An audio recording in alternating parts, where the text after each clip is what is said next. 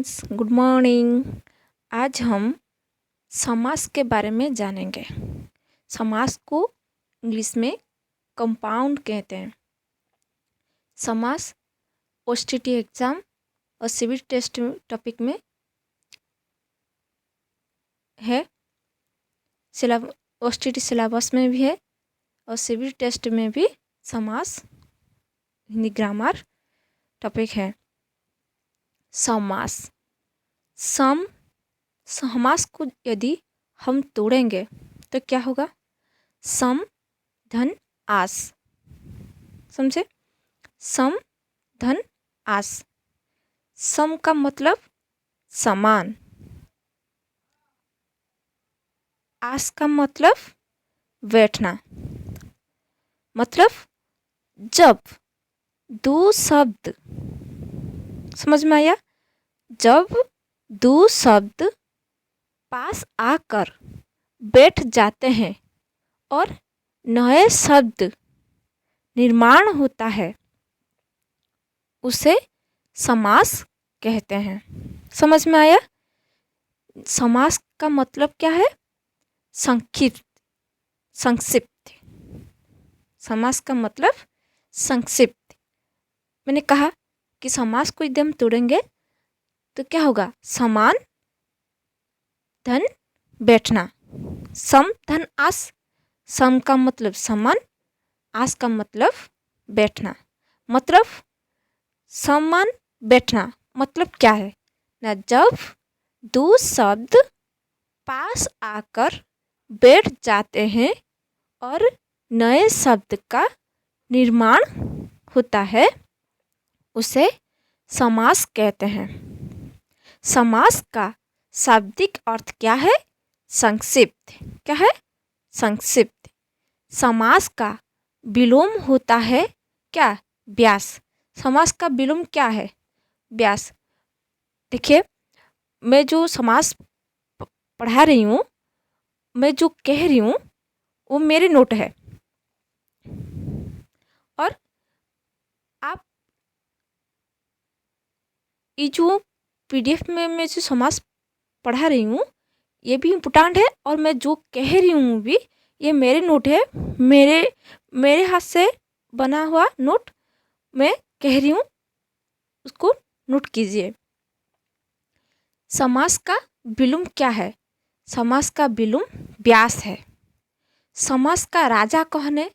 वो बहुब्री है। हम नेक्स्ट क्लास में बहुब्री क्या है, अव्ययभाव क्या है और कर्मधारय क्या है, द्वंद्व क्या है, द्विगु क्या है, उसके समास के विभागीकरण के बारे में जानेंगे।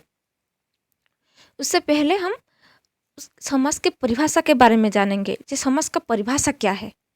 समझ में आया? समास का विलोम क्या हुआ? व्यास। समास का राजा कौन है? बहुब्री। इस इम्पोर्टेंट नोट कीजिए। समास का राजा बहुब्री है। हिंदी में समास क्यों आया? ये तो क्वेश्चन में आता है कि हिंदी में समास क्यों आया। मन में ये क्वेश्चन आ रही है कि हिंदी में समास क्यों रखा गया? क्योंकि हिंदी को बड़ा रुकने के लिए और उसको छोटा करने के लिए। समझ में आया?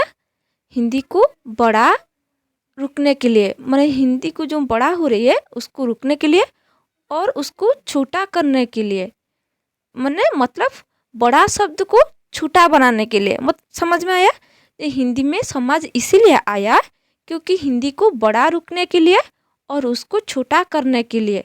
मतलब हिंदी में जो बड़ा शब्द है उसको छोटा शब्द करने के लिए हिंदी में समास रखा गया। समझ में आया? उसके बाद समास के भेद जानेंगे। समास के प्रकार भेद।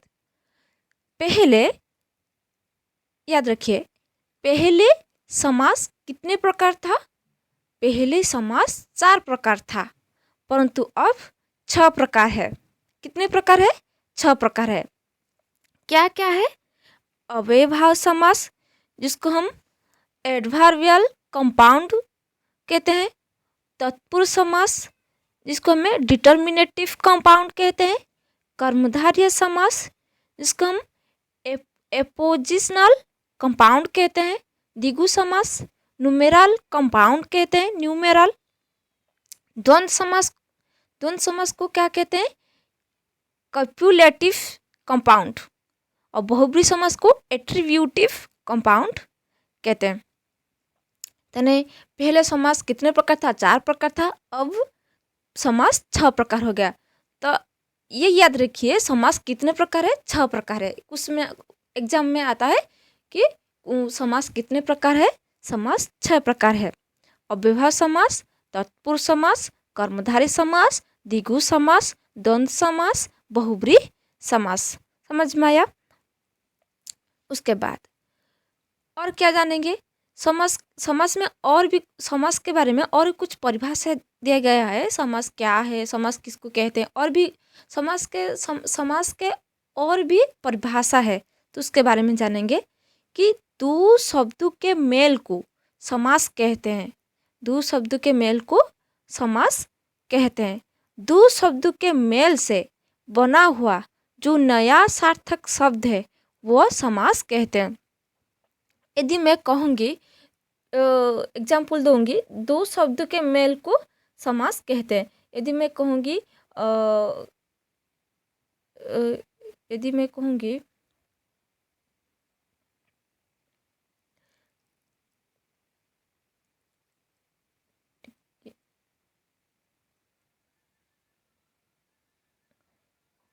यदि मैं कहूँगी शक्ति के अनुसार, यदि मैं कहेंगे प्रति प्लस दिन, समझ में आया? प्रति प्लस दिन, तो क्या हुआ, प्रतिदिन। प्रतिदिन मैंने क्या कहा, दो शब्दों के मेल को समास कहते हैं। ये एक शब्द प्रति, दिन भी एक शब्द, ये एक शब्द, ये एक शब्द, क्या हुआ, दो शब्दों के मेल से क्या हो गया, प्रतिदिन। तो दो शब्दों के मेल को समास कहते हैं। प्रतिदिन को ही समास कहते हैं। समझ में आया? दो शब्दों के मेल से बना हुआ जो नया सार्थक शब्द, सार्थक माने अर्थाशुद्ध हुआ। मैंने क्या कहा, जे प्रतिदिन, प्रति प्लस दिन, जो प्रति प्लस दिन कहा, जो प्रतिदिन हुआ, ये जो प्रतिदिन हुआ, दो शब्दों के मेल, प्रतिदिन दो शब्दों के मेल से जो शब्द बना, ये सार्थक है या नहीं? सार्थक है। प्रतिदिन, प्रतिदिन का मतलब क्या, एवरीडे, प्रत्येक दिन। समझ में आया? तो ये सार्थक है। तो इसीलिए समास का और भी एक परिभाषा है कि दो शब्दों के मेल से बना हुआ जो नया सार्थक शब्द है वह समास है। समझ में आया? पहले हम समास कितने प्रकार, 6 प्रकार कहा कि समास 6 प्रकार है। पहले क्या है, अव्ययभाव समास, जिसको हम एडवर्बियल कंपाउंड कहते हैं। अव्ययभाव समास, अव्ययभाव समास के बारे में जानेंगे। अव्ययभाव समास के बहुत सारे परिभाषा है। अव्ययभाव समास में मैं 4 परिभाषा के बारे में बताऊंगी। वो 4 परिभाषा है, जिस समास का पहला पद अव्ययभाव है, जिस समास का पहला पद अव्ययभाव होता है उसे अव्ययभाव समास कहते हैं। अव्यय का मतलब जो कि जाति, लिंग, निर्विशेष में कोई परिवर्तन नहीं होता है। समझ में आया? जो परिवर्तन नहीं होता है उसको हम अव्ययभाव समास कहते हैं। और क्या परिभाषा है, जिस समास का पहला पद व पूर्व पद प्रधान होता है उसे अव्ययभाव समास कहते हैं। तो दो परिभाषा हमको पता चला कि पहला पद अव्यय समास है और पहला पद भी प्रधान हो। ये भी क्वेश्चन में आता है कि किस समास पूर्व पद प्रधान हो, तो अव्यय समास पूर्व पद प्रधान हो। और भी परिभाषा है कि जिस समास में शब्दों की पुनरावृत्ति, मतलब एक शब्द बार बार आए, उसे अव्यय समास कहते हैं। मैं एक एक कहूँगी कि बार बार क्या है कहूँगी। तने जो शब्द में जो जिस समास में शब्दों की पुनरावृत्ति व शब्द बार बार आता है उसे अव्यय समास कहते हैं। और भी परिभाषा है, जिस समास में उपसर्गों का प्रयोग किया जाए उसे भी अव्यय समास कहते हैं। उपसर्ग क्या है ना, कुछ उपसर्ग मतलब पहले लगता है, कुछ उपसर्ग हैं, और एक है जो कुछ उपसर्ग हैं जो अव्यय में प्रयोग नहीं होता है, जैसे कु, सु, दूर, दुस, ये अव्यय में नहीं लगता है। कि बट आ, नी, नीर, ये सब उपसर्ग अव्यय समास में लगा जाता है। अव्यय वो है जिसमें मैंने कहा जी पहले, जो अव्यय किसको कहते हैं, अव्यय वो है जिसमें लिंग, वचन, काल कोई परिवर्तन नहीं होता है। मैं लिंग, वचन, काल, निर्विशेष में जो शब्द परिवर्तन नहीं होता है उसे अव्ययभाव कहते हैं। समझ में आया। कर्मधारय समास में अव्ययभावी प्रयोग होता है। उदाहरण देंगे अव्यय समास में, अव्ययभाव समास में कुछ उदाहरण देंगे। पहले जो परिभाषा मैंने कहा तो उस परिभाषा के अनुसार मैं बताऊंगी। पहले परिभाषा मैंने क्या कहा था, जिस समास का पहला पद अव्ययभाव होता है उसे अव्ययभाव समास कहते हैं। अव्ययभाव क्या है, प्रति, आ, यथा, अनु, ये सब जो है ये सब अव्ययभाव समास है। प्रति, आ, यथा, अनु, भर, भति, प्रति, ये सब क्या है, लिंग, वचन और काल के अनुसार ये परिवर्तन नहीं होता है, इसीलिए उसको हम अव्ययभाव कहते हैं। सेकंड परिभाषा, जिस समास में पूर्व पद प्रधान। देखो एक एग्जाम्पल देखिए, प्रति प्लस दिन, प्रतिदिन माने प्रत्येक दिन। देखिए पूर्वोद, इसमें पूर्वोद क्या है, कौन है, प्रति। देखिए प्रत्येक दिन, प्रति, देखिए प्रतिदिन, तो प्रति जो है प्रत्येक दिन जो प्रति, ये पूर्व प्रधान है, ये उसको प्रधान दिया जाता है। प्रत्येक दिन, जन्म से लेकर आजन्म, तने आजन्म, आ को ही इम्पोर्टेंट देते हैं, प्रधान देते हैं। यथा संभव, यथा धन संभव, यथा संभव मतलब जैसा संभव हो। और अनुरूप, अनु धन रूप मतलब रूप के युग। समझ में आया। भर पेट, भर धन पेट, भरपेट कहते हैं, पेट भर के। प्रति धन कुल, प्रतिकूल, इच्छा के विरुद्ध, इच्छा के विरुद्ध को क्या कहते हैं, प्रतिकूल। और इच्छा के सपोर्ट जेटा कहते हैं, माने इच्छा के सपोर्ट क्या कहते हैं, अनुरूप। मतलब समझ में आया। यह प्रधान। थर्ड परिभाषा, जिस समास में शब्दों की पुनरावृत्ति हो, मतलब दो शब्द एक शब्द बार बार आता है। मतलब मैं कहूँगी, एग्जाम्पल एक है, देखिए हाथ धन हाथ, तो हाथों हाथ, मतलब हाथ ही हाथ में। तो एक शब्द बार बार आया ना, हाथ धन हाथ, तो हाथों हाथ हो गया। समझ में आया। तो एक शब्द बार बार आए उसको भी हम अव्यय समास कहते हैं। तो ये परिभाषा यदि याद रखेंगे तो हम पहचान पाएंगे कि ये कौन सी समास है, अव्यय समास है या द्विगु समास है, कि कर्मधारय समास है ना द्वंद्व समास है ना बहुब्रीहि समास है। हम पहचान पाएंगे कैसे, यदि हम परिभाषा के बारे में जान सके। समझ में आया। फोर्थ परिभाषा, जिस समास में उपसर्गों का